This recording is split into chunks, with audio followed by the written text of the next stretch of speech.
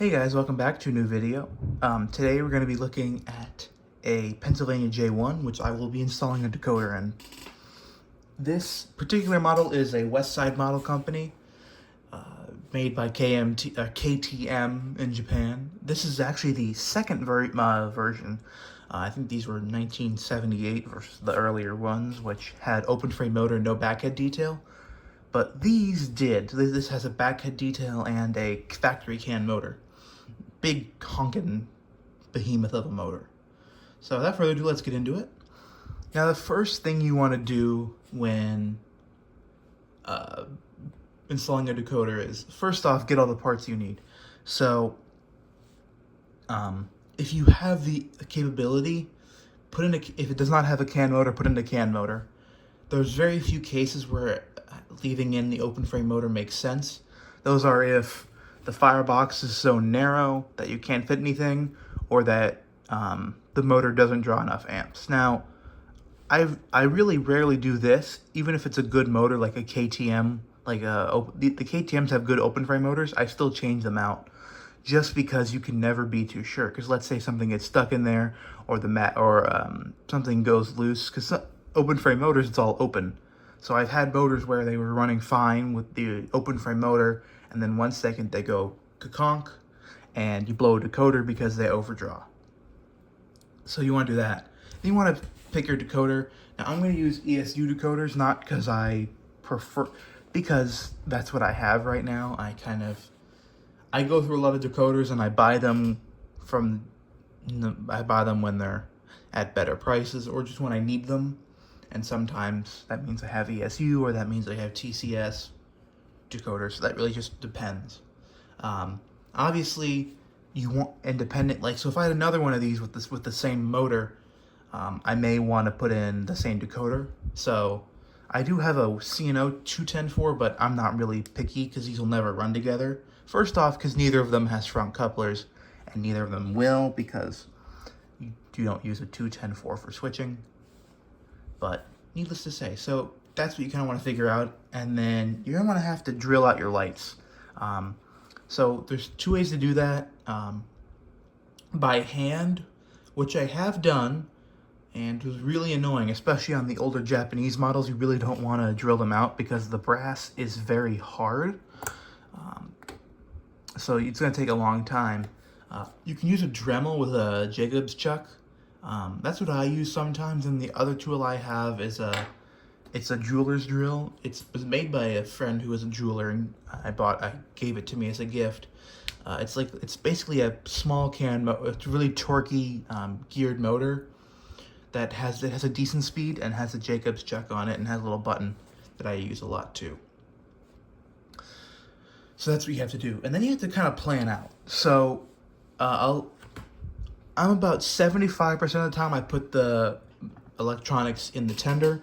First, because it's easier, and also with weight. So obviously, if you put all the electronics in the engine, that's less weight you can fit in the engine. So if I'm having an engine that I really need to pull a lot, so since my lid has grades, a lot of my little 280s, switchers and everything is going to go in the tender.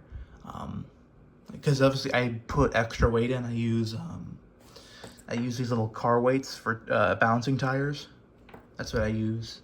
But on something like this can probably pull 20 cars up the grade pretty easily, and it doesn't really need more weight. So I'm going to be installing a decoder inside the engine for two reasons. First off, because there's enough room. Looking at that, you can see it's plenty of room in there. Also, the tender's a big reason too. So with this engine, there is no sound holes drilled, and there is no way to run a wire. So there's no holes or anything in this tender for running wires between the engine and the tender. So I'd have to drill those out and either file or drill one out up front, which is messy, especially on a painted engine. So I like to avoid doing that as much as possible. Also, the only point, I'm not going to drill these out Because these are castings and they're solid castings, which means what's going to happen is, unless you go really slowly with a small drill bit, there's a very high chance that they'll break loose. What's going to happen is all that paint around there is going to chip on all of them, which then means you have to go back and repaint this, which I don't want to do. So also, since this is a freight engine, there's not a whole lot of backing up. There's not a whole lot of backing it up by itself, so it's not really a big deal. So it's gonna be okay if obviously when you do it obviously you're doing it for yourself, whatever you is comfortable with. Now obviously there's sometimes where you have to do this on for customers like I do, so you have to make sure that they're okay with that. And so yeah. Now I already took all the screws off, mostly because I started filming. Thought I was filming, and then turns out I wasn't. So this model already has a little TCS keep alive, or not keep alive, little tiny MC2 decoder. Now what's really weird about this decoder is, if I have 00 on 0 and I have this, which I think is 6132, if I have this running on full speed with 00 at 0, not that fast, but as soon as you turn 00 up, this goes pretty fast, which means which I don't know why. Couldn't tell you, but I assume maybe because maybe something's touching her. I don't know, but we'll tear into that. Now the other thing you want to make sure is that the tender everything is the right way. So for those of you who do not know, on a brass engine, the tender picks up from the left side. So you see how there's no insulation on there, but there is on there. So you want to make sure that all the wheels are pointing the same way. And on the engine, usually if they run on DC, they'll run fine, but you just want to make sure. And the engine picks up from the engineer's side.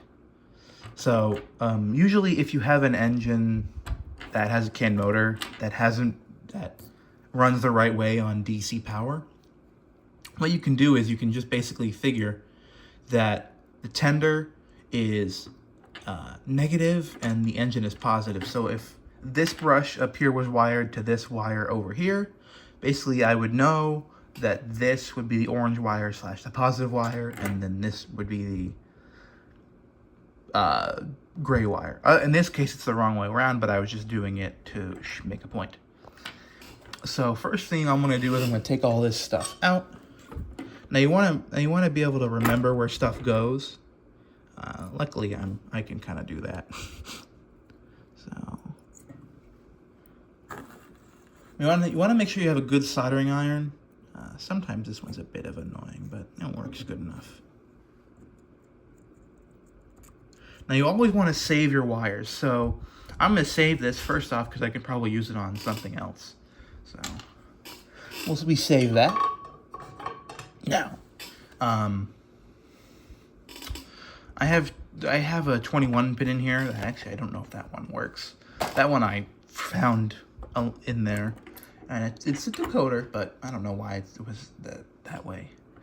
Now, based off the fact that this was fitting up here, I assume I'm going to be able to fit this up here. Now, this is the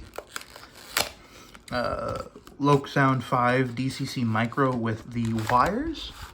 So that basically tells me, I'm going to be able to fit this decoder in here. Now, this model, what was I going to say? I did test this. This does peak out at about 0.6 amps, which is a little close, but I'm going to be okay using this decoder. So, be okay. Now, I'm not going to put a power pack in this model, first off, because I don't have any power packs at the moment. Now, I know I can make my own, but I buy so many power packs that I just take them for myself. But in this case, I'd rather just leave it as it is, especially because it's got 8 wheels and 5 wheels picking up, and it weighs a crap load. So I think we'll be okay there. And what I like about the ESU is they give you this little ESU Loc Sound little sticker. So what I do is, let me zoom out. I take the model and I put it on there. Oh, it still has the non-working sticker from when I bought it.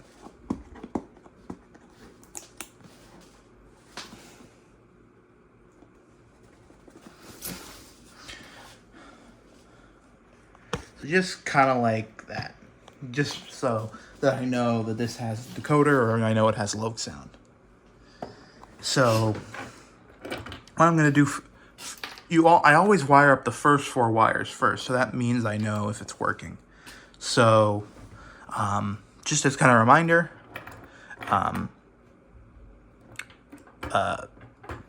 black, which is negative, positive. This one was negative and this is positive for so this will be gray, orange, red, black. Now I always have this open just because you can never be too careful. So better to be safe than sorry. Okie dokie.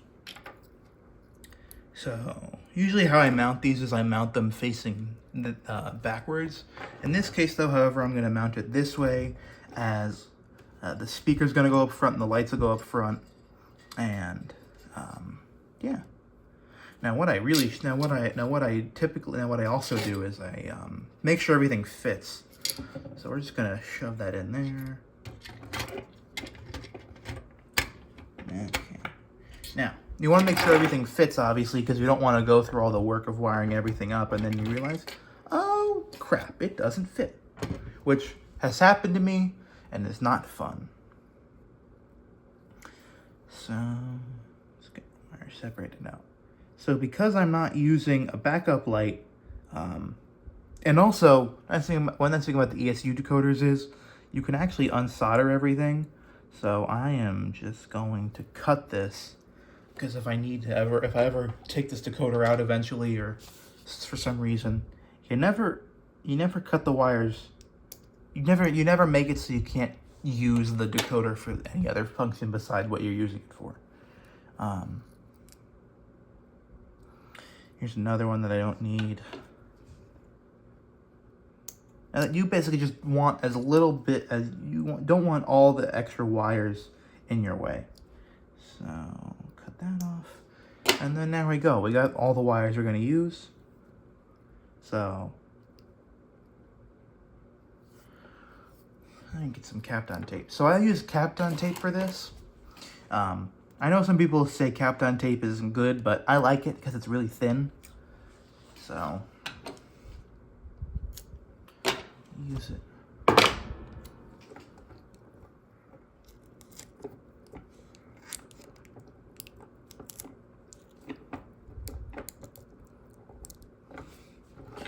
So there we go. Now what I am going to do is cover these with Kapton tape, just because I really don't want this things to be shorting. I don't like these. The motors themselves are amazing, but I don't know why they didn't just put the brushes in the back like everyone else does. It just had to be special. So I'll take the... Sorry, one second. I'm not used to doing this with... there's the red wire. So we're going to take that and run that under. Take this and run this. Come on.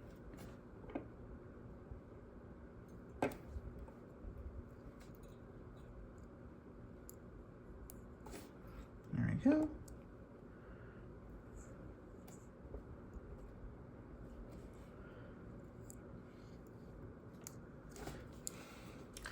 Now, I am not going to say I'm the best at installing decoders. I just done it a fair amount of times, and I've had pretty good results. So I figured I'd share what I know, because figured that'd be helpful.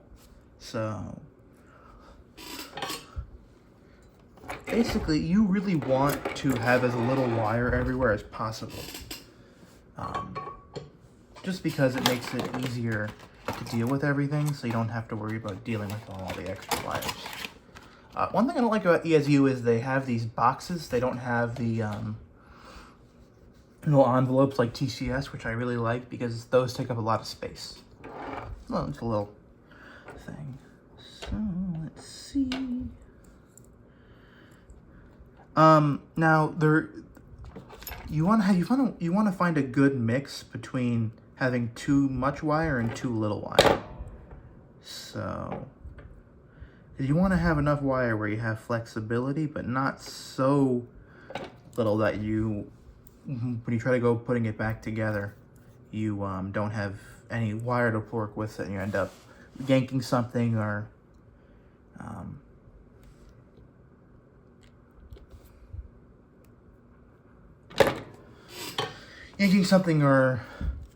tearing a hole, which was not good because that can lead to short circuits.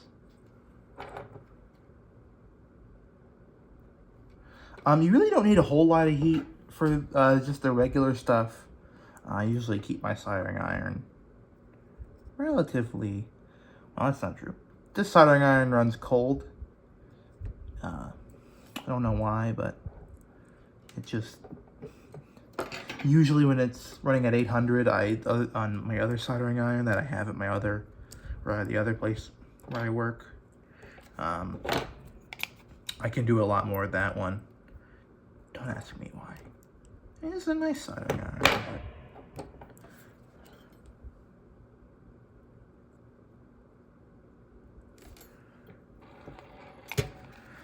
So I usually cut the wires long for the exposed section, because I'd rather be able to cut it than not have a good contact patch.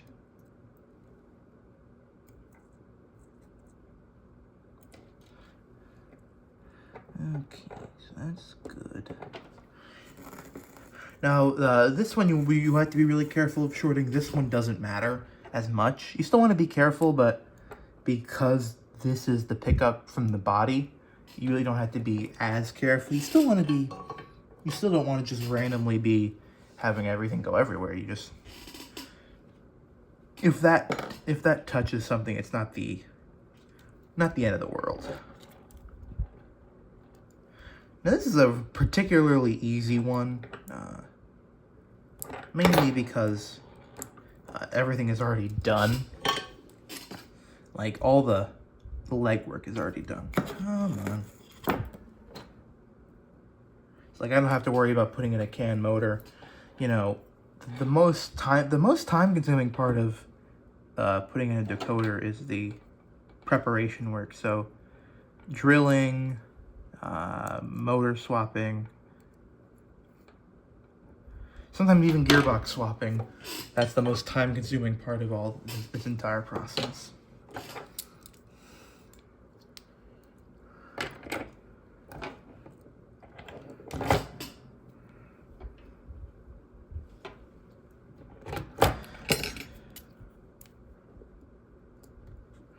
Now, this process is not entirely dissimilar to some diesels, because obviously you have non-DCC ready. You know, it's like some of the older Athearn blue boxes, old, you know, most old diesels. Oh. Yeah, sometimes the soldering iron just isn't happy.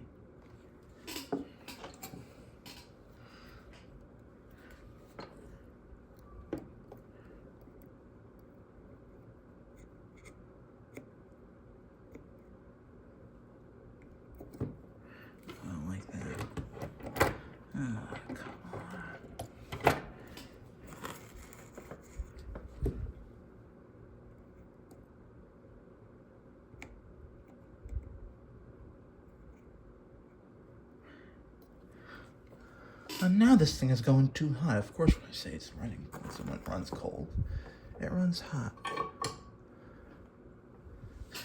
So, there we go. There's the 4 wires. So what I'm gonna do is run some more Kapton tape, and then I'm going to go over to my programming chat, because you never want to put your model directly onto power, because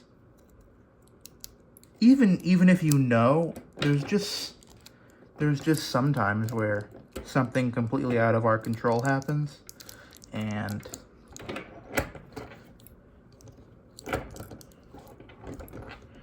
yeah, you get a short, and something like a JMRI decoder programmer or an ESU programmer, when you test to get the address, you're not going to blow anything up if anything is wrong. So I'll be right back. Okay, so here we have the model on the track. Here we are on the programmer. Basically, how you test that is you search. Now, I'm not getting anything now. That doesn't necessarily. That may mean that the pickup, this is very good, because God knows this thing was sitting for a long time.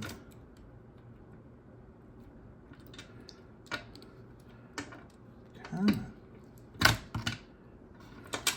Sorry, I'm just trying to do this one-handed. The desk is glass, so I can't.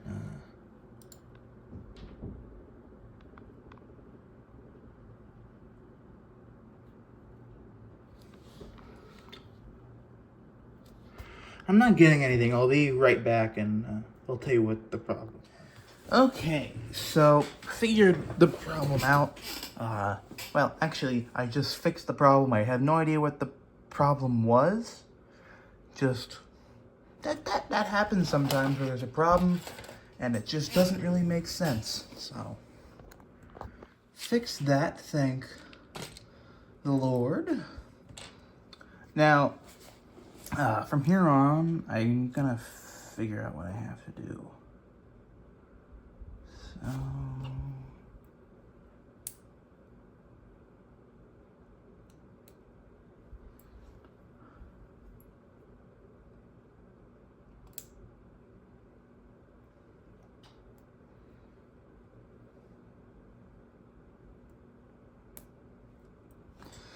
now, there's a lens in here, which means the bulb that's in here is not going to come out without me. There we go. Come on.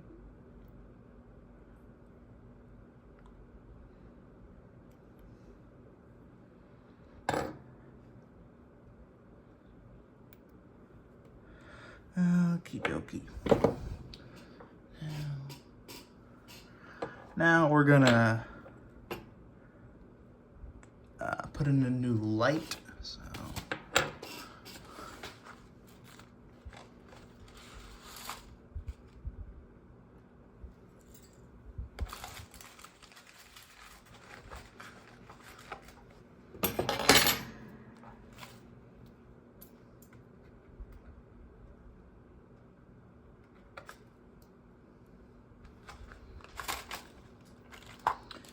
So the lights that we're going to be using are some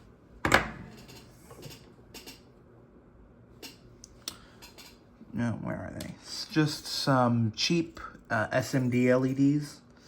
Well, they're not cheap, but they're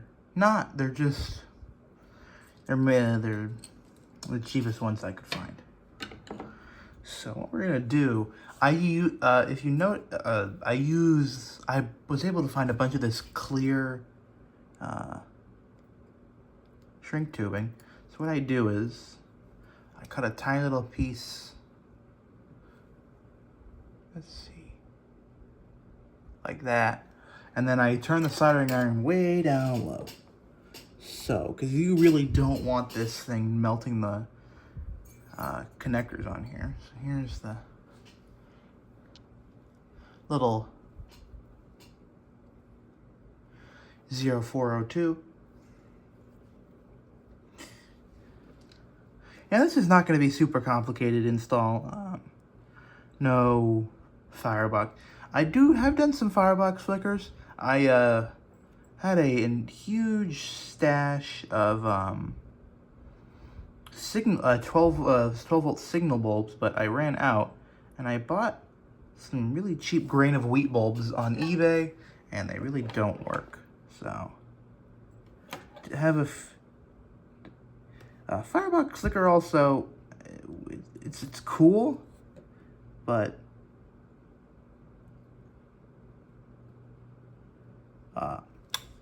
coal burning engines never really had them. So, let's see. There you go. So I covered up so we're not going to get any shorts. So now all that's left to do is, and what I do is I pull the on either side, if you noticed. So what happens is the diode is facing out when I pull this back. So what happens is I can pull this back pretty well, and it's not going to get all, it's not going to be facing backwards. Okay.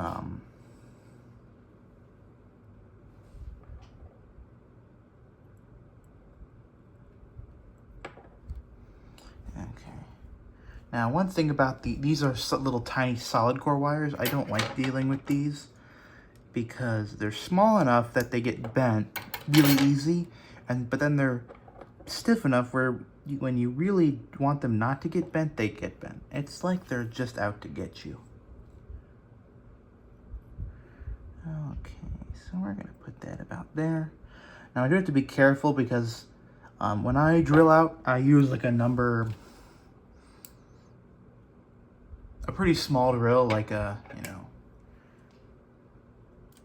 14 thousandths of an inch. Well, not that much.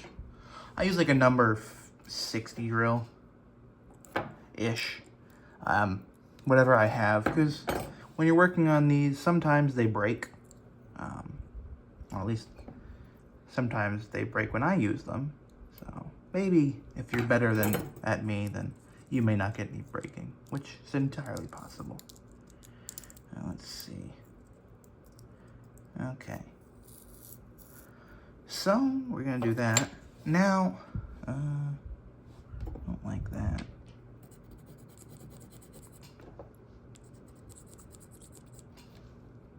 Oh, that was a dumb idea.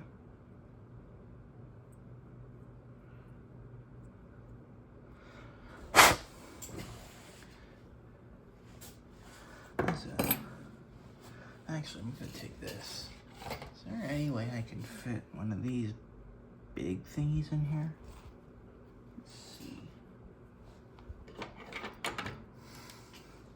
Sorry, you just hear me muttering. I'm debating if I can do. I have a bunch of the. Oh, here's just an old one, but I have a bunch of these not old, just a bunch of the speaker packs from ES. No, they won't fit. I have a bunch of the speaker packs from ESU in there. Just gonna see if I could use them, but I guess I can't. So we're just gonna end up using these, which is fine. These are, I mean, they're not like, they're good. They're good enough. I've used a bunch of them at this point. I think I've lost track of how many I've used, but I've used a lot. And they're good.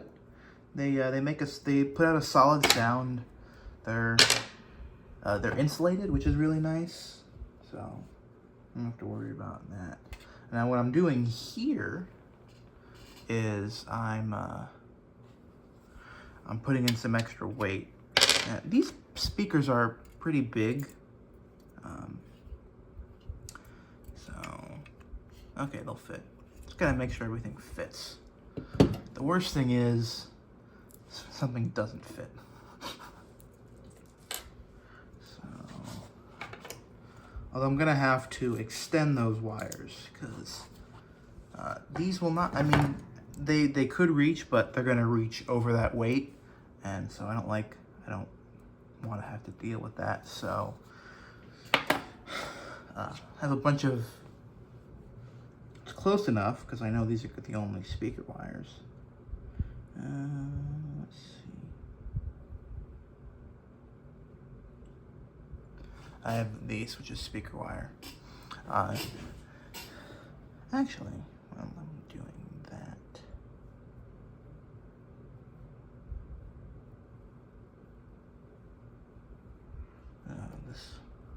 wires all over the place.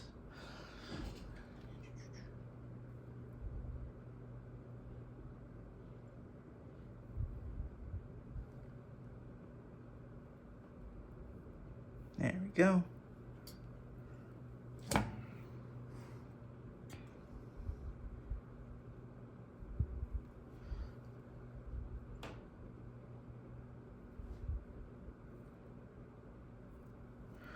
Okay.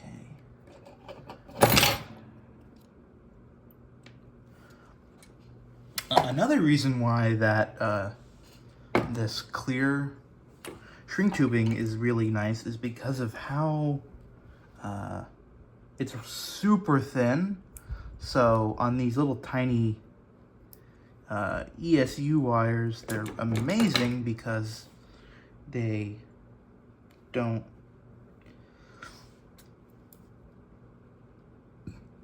they don't slide around, so they're really nice.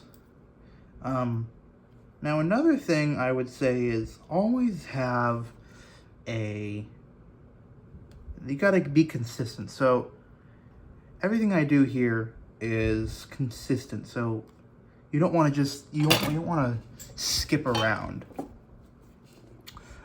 You want to kind of do everything. Oh my god, I'll let this heat up. While we're doing that though, I'll talk about something else.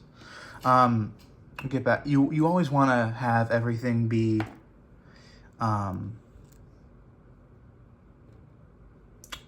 consistent. So do your 4 wires, test it, then work on everything else. But while I wait for the soldering iron to heat up, I'm going to show you a little trick. So this model actually was a little noisy at start. So if you see this, there's a little bit of movement, which movement isn't bad, but movement makes noise.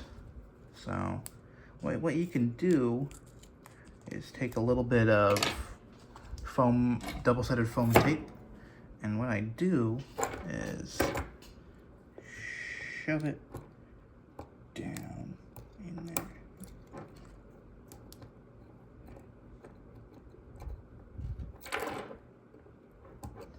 I'll get back to you when the soldering iron heats up. Okay, so we're back. A little bit of a longer break than I'd expect, but it's okay.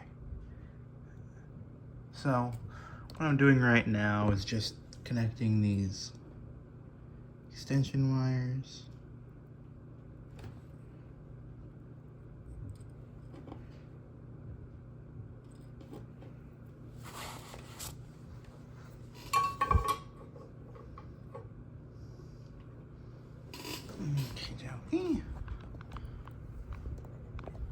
Sorry, I'm just trying to find a happy medium of this not impeding my vision and you guys still getting a good view.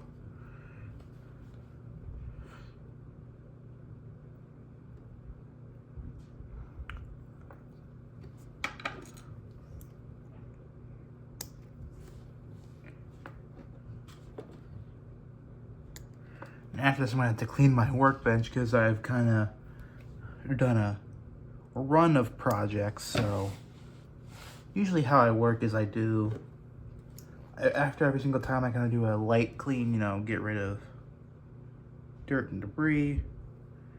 And then every few projects I do a bit of a bigger cleaning. So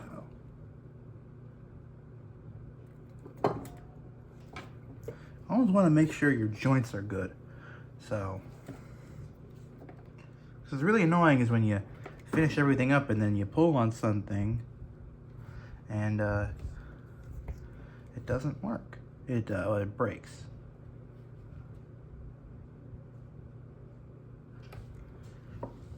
So basically you're trying to avoid a cold solder joint. So, you know, that's not a good solder joint. Now that would work, but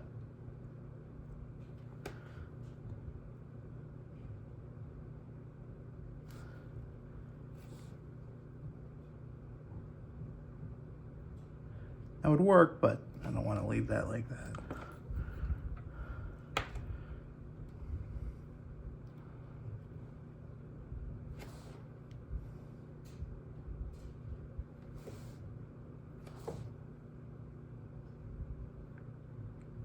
Now, when I put a decoder in the tender, I usually use a TCS 6-pin.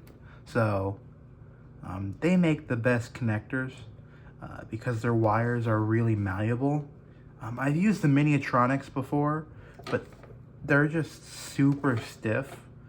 So they're really not, they're good for, they're okay for O scale, but TCS just makes the best HO scale connectors in my opinion. So really only use them for my jobs. Or use homemade JST connectors sometimes when I run out of TCS decoders or connectors. Okay. So now comes the fun part of running the wires. So I am not going to get a good view of this, but basically on a brass engine there's usually room, you can kind of, let's see.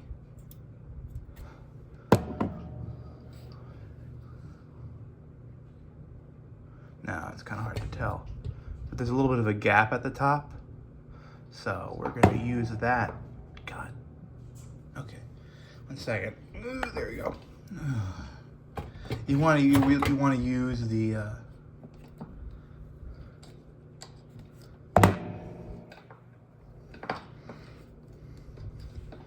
you want to use that little channel to basically run your wires. Now, if I'm really having a hard time, what I'll do is I'll solder to a piece of brass, of titchy brass wire. Doesn't really matter what size, just thick enough where you could actually kind of work with it.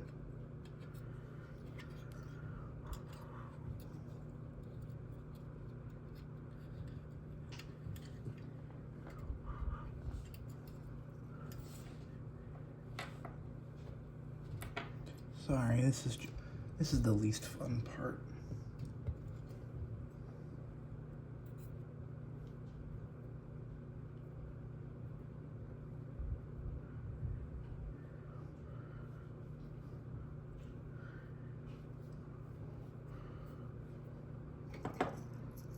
So we're gonna do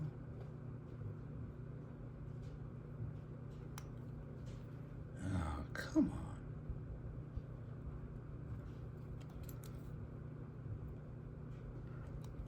Oh. There we go.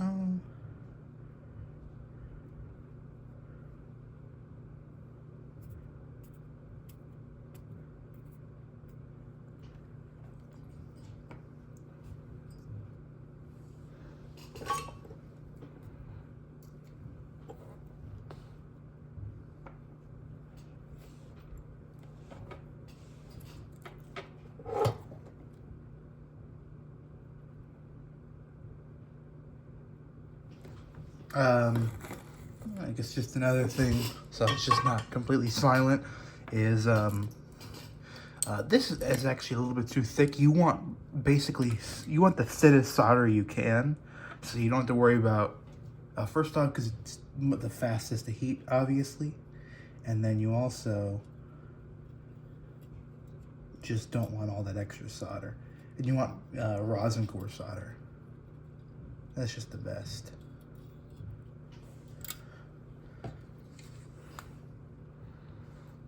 Now, like for detail parts, which is a completely different story. I don't know why I just mentioned that, but that's a completely different animal. Oh, come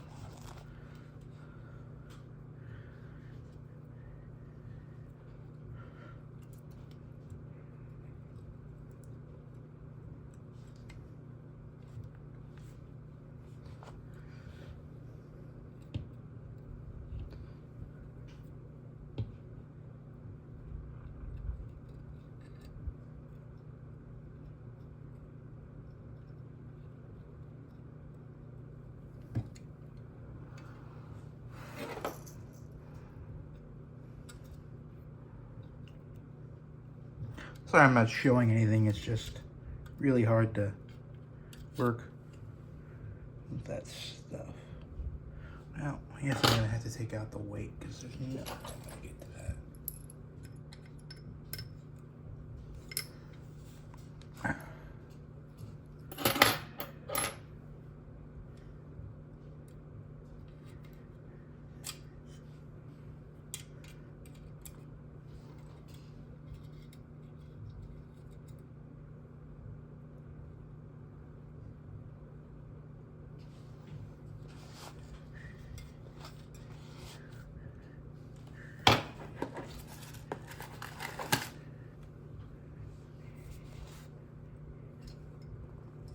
So what I sometimes do is I solder it, because I don't have any wire here. What I do is I just take a resistor and solder it if there's enough room, which there I think is. We'll find out.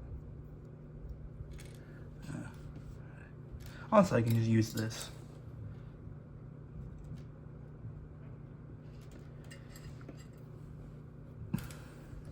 Later.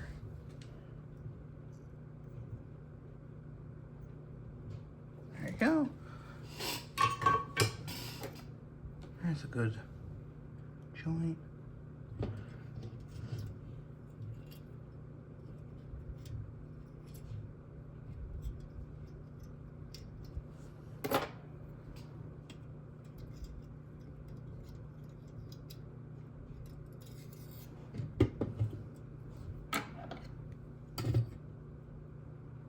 And one that won't fit. Sometimes it works, sometimes it doesn't, but we'll try it. Let's see.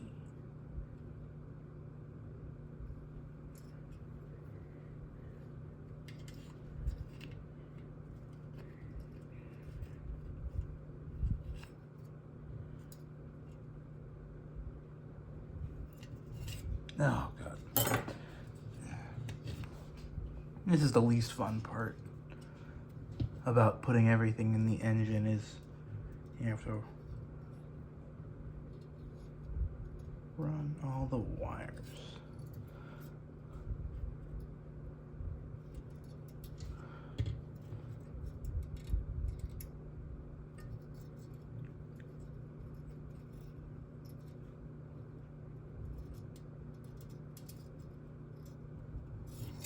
I may be able to see if I can take the weight out.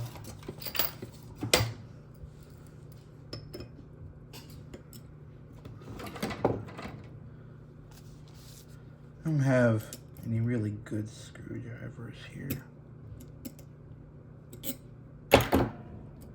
There we go.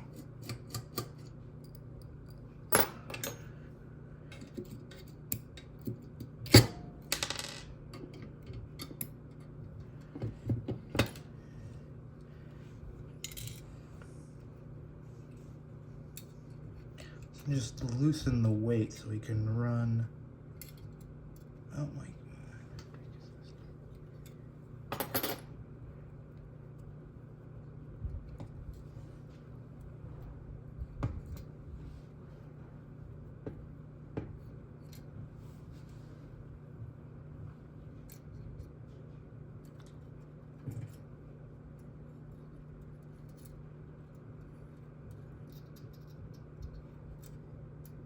Come on.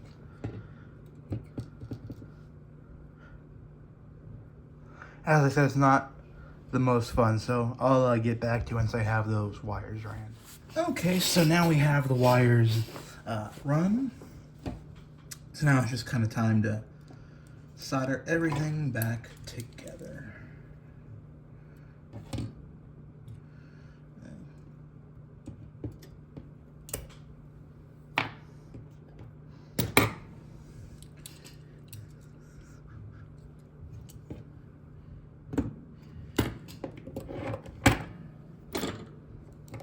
So for the lights, I always put the resistor on negative, just because, as I said earlier, consistency is key.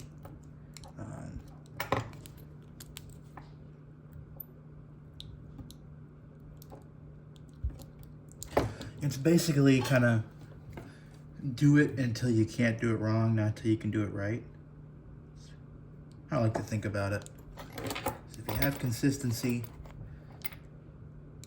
you have rules to follow. If you just kind of wing it, never know what could happen. Okay. So now for the resistors. I'm just going to use these 1K resistors for ESU are okay. I would recommend 2K resistors for if you have like a 1.5, 1500, like a 3 volt LED. I use 1.5, and that's a little bit too bright, so depending on how bright you want something, I would use maybe anywhere between 1.5 and 2. With ESU, you can turn down the light volume or the light brightness, so not a big deal with these.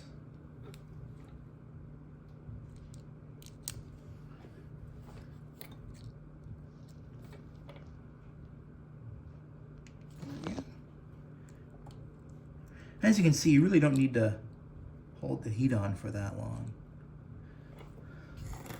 Over here, I'm just cleaning. I have a soldering tip cleaner.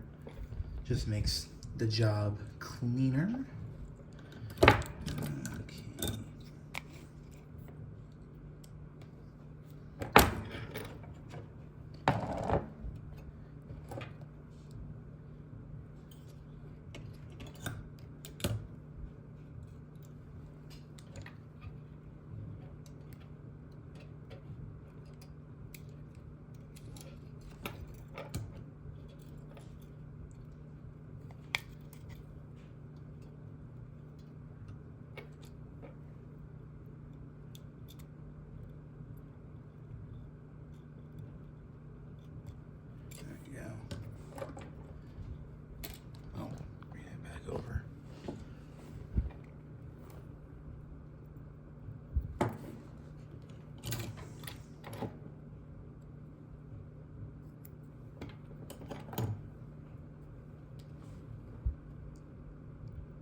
Oh, come on.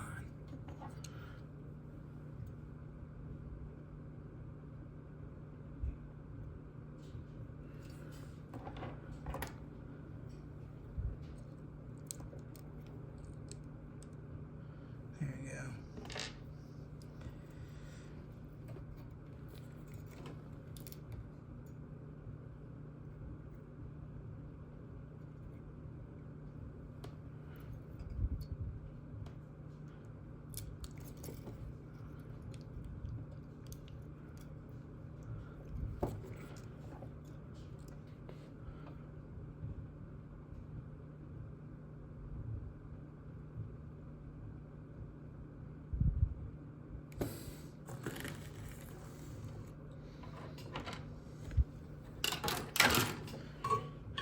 Throw this thing away.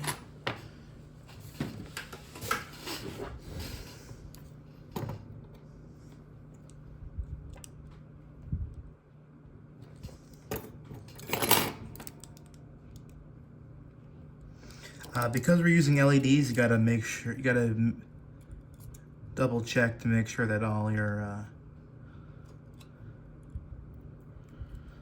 everything is all the polarities are right. So obviously your white is your, come on, your white is your negative. Basically any color that's not blue is the negative for your light functions, and then the blue is the common. So that's just basically the power for everything.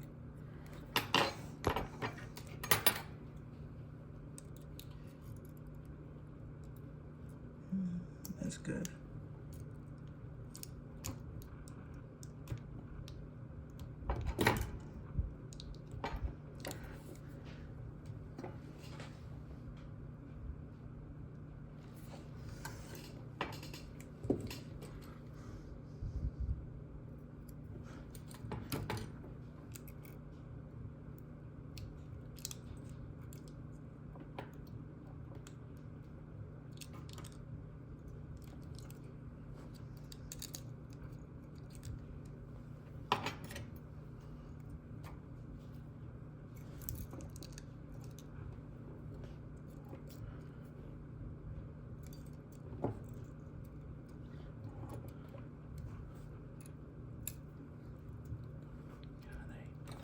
These wires for these tiny LEDs are not fun. Yeah, they always have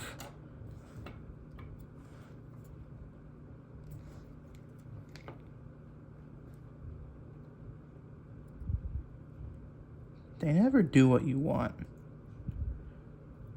Oh, come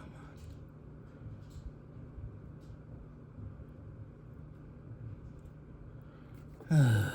Oh, my.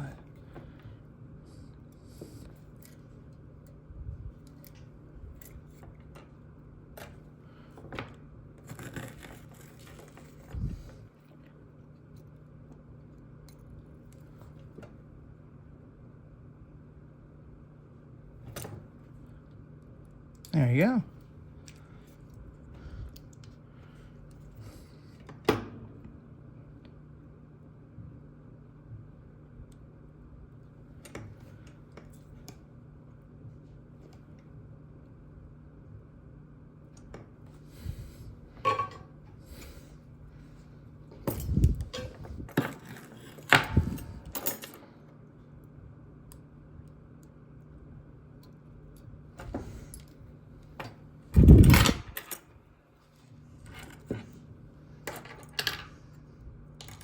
Oh, also the TCS speakers come with these little 2-pin JSTs, which are really nice, especially because you can't. It's hard to find those specific versions because sometimes you'll get a board that you need that specific connector, and sometimes you just can't find them. So I say little things like that, just because they're helpful to have.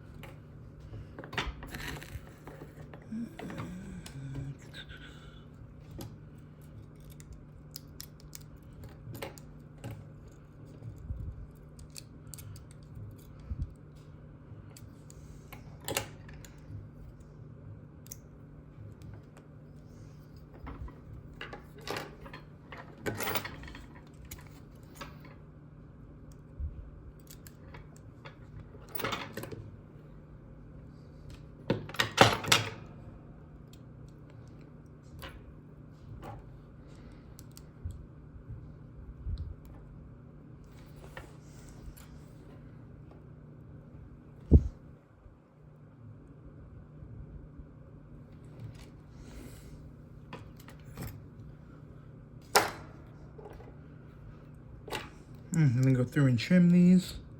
As I said earlier, it's better to have more than you need. And the reason I don't trim it before is because, you know, the little wires go all around. When you do it this way, you just get a little chunk. And when you've been working, you have enough of them, they can actually they're like little splinters, little metal splinters, which is not fun. Did I put...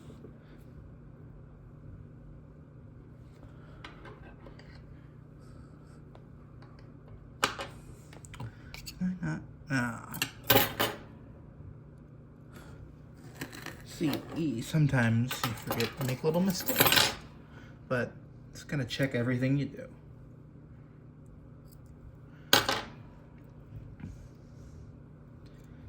And I've talked to a lot of people who say it's hard, like, oh, I can do a diesel, but this is too much. Now, if they're talking about plugging in a pin, that makes sense, but wiring up a brass engine is not that far off from working on an old diesel. Really isn't that bad.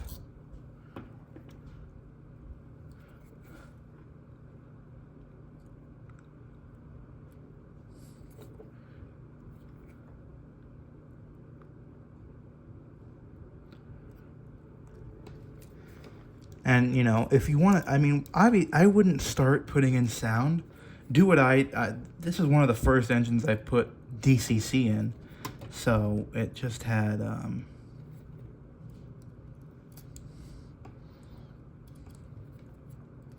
come on. So I mean, you want to start off with mobile decoders because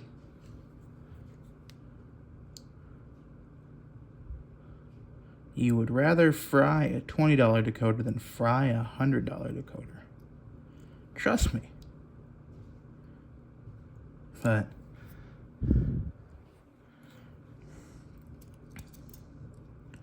I mean, basically anyone I know who has put in a lot of sound decoders, they've burned out a few. Or had a few burn out on them. Come on.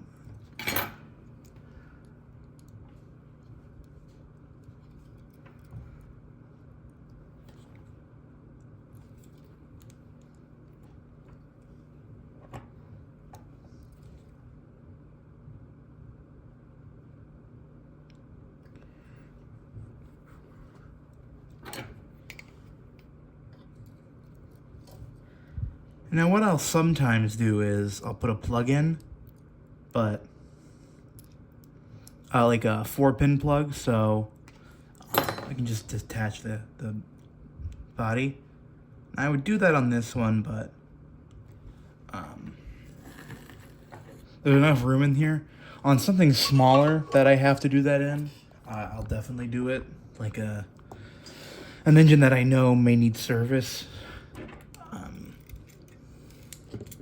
Or just an engine that isn't mine. Because obviously, if, you know, you're not going to be the only person working on engine, most likely. Because some people, you know, they may sell the engine or they may send it to someone else down the road. And now, you know, it's easier. It just makes everything easier. Okie dokie.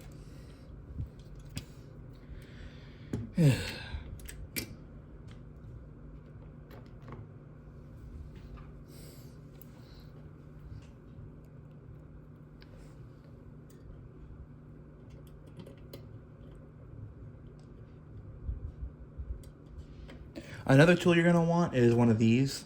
It's a spring. It's a screw starter. That is an invaluable thing, especially when you have these old brass flatheads. One of brass's greatest hatreds, or my greatest hatreds of a brass engine.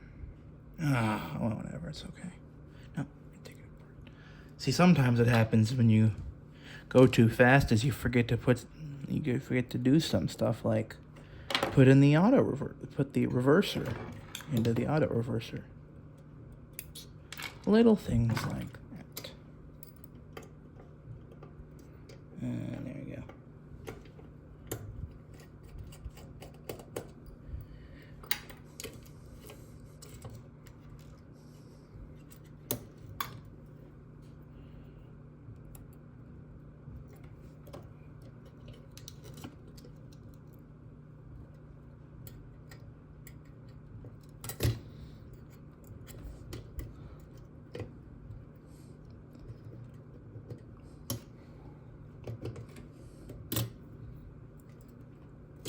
There we go.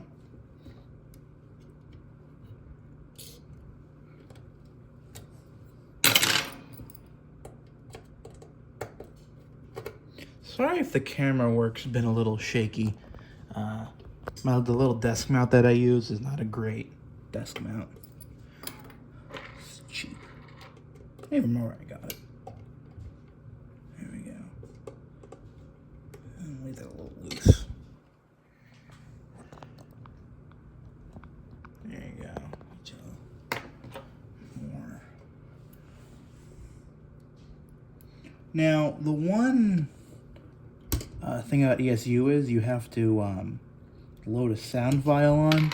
So if you want to do low sound for all your stuff, you kind of have to get a programmer, because you can't use a JMRI or anything else, which I don't really like, because you can't run JMRI on a low programmer, so it's really kind of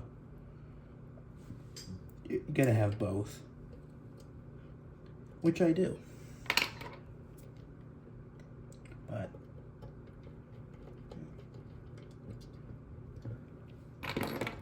and there we go. Now the only thing left that I'll have to do is I'll have to put on the lens, but I want to make sure it works first. So we're gonna go over to the test area and I'll test this and see how it works. Okay, so let's just see.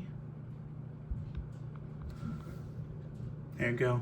So when decoders read, the motors move a little bit, so that's one way to tell. Now you can barely hear it, but if you put if you hold the engine when you do it, you can feel it. So light works. As you can see, it's a little bright, but it's okay. So I'll turn that off.